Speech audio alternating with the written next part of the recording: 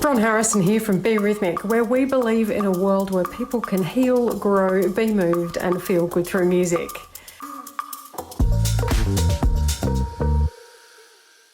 What parents can do to make sure their child is ready for their music exam. Without parent support, children tend to float. There is such balance with parenting. That delicate line between positive encouragement and nagging. And from the many parents I have spoken to, this line changes depending on the child, their age, what is going on in their life, and their circle of friends. Here are some simple things that you can do to see whether or not your child is exam ready. And no, you do not need to be a musician. Firstly, listen to your child. Sounds obvious, but many of us don't do this. Exams tend to go for about 20 minutes. Schedule 20 minutes of your time just to listen to their pieces and exercises. And when you listen, actively listen. Just focus on them. Turn off your phone. Don't just have them in the background only. Be conscious of their timing, melody, chord structure or rhythm. Tap out the rhythm on your leg. Show interest. Smile. Nod. Clap. If your child does not want you to listen to them, this is a sign that they are not ready and they're shying away from facing the music. Secondly, ask questions. When listening to your child, ask the following questions to yourself or your child. 1. Can my child play in time with the music? 2. Does my child know when to stop and start playing? 3. Can my child play with dynamics, or do they play at the same volume the whole time? 4. Can my child identify the notes and the symbols in the music? 5. Can they explain what they do in their lesson with their tutor? 6. Can your child explain in detail what's involved in the exam? You are listening to the Be Rhythmic podcast. I'm Bron Harrison and I'm jumping in for a sec to let you know that next week we are opening up enrolments for next term. So if you're a busy mum, of course you are, you're probably doing something while you're listening to this podcast. And in my books, that means you are as efficient as an LED light bulb.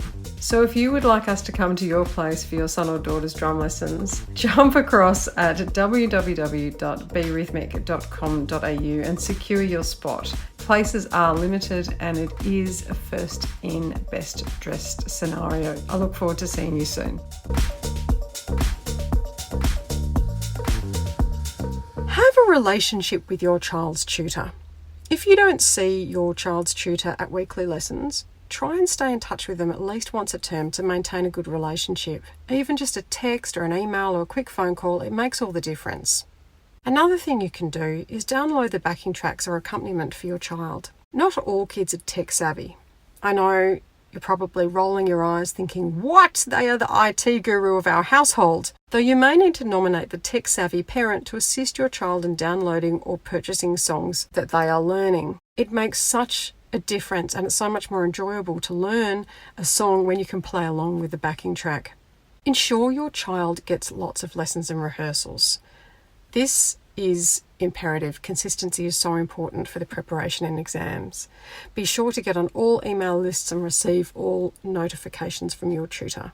Rewards. Use rewards. For example, 20 minutes of practice might mean 20 minutes of screen time or fidget spinner or whatever else your child loves. Be fair and be consistent. Video your child. One of the best ways for children and adults to learn more about their performance is to see themselves perform. If your music studio or tutor has a private video group set up, share your videos on those networks. Lead by example. Who do you think children learn from the most? No, it's not their tutor, their teachers, their friends. It is you. Parents have the most profound impact on their children. Self-discipline, practice, working towards a goal, being vulnerable, showing up, being on time, having manners, and respecting others is all set out by leading by example. Do you learn a musical instrument? Go to training? Have you got a project that you're working on? Show your child how working hard and consistently for something is done. Supervise practice. Your child's tutor should provide a homework book or other similar tool for recording lesson notes as well as expectations of home practice. Help your child with routine practicing. Perhaps sit down with them and ask questions like, what does your tutor want you to practice this week? Can you show me a homework book? Here is the email printed out from your tutor. Can you explain to me what this is? If your child has an exam coming up, They should be practicing every day. How much, do I hear you say? These are some benchmarks. For grades 1 and 2, I would say 20 minutes around 5 times a week. If you're doing grade 3 and 4, probably bump it up to about half an hour 5 days a week. Grades 5 and 6, 45 minutes 5 days a week. Grades 7 and 8, you need to be looking at around an hour 5 days per week. Without dedicated and consistent practice, it is unlikely that your child will succeed in an exam. And lastly, attend concerts. Concerts are a great way to get your child to practice and perform in front of a group. Learning to perform with nerves only happens when you do it, time and time again. Thank you. Ron Harrison is the author and producer of the Be Rhythmic podcast, sound designed by Be Recording. We couldn't do this podcast without our wonderful tutors and students. For more episodes, go to berhythmic.com.au.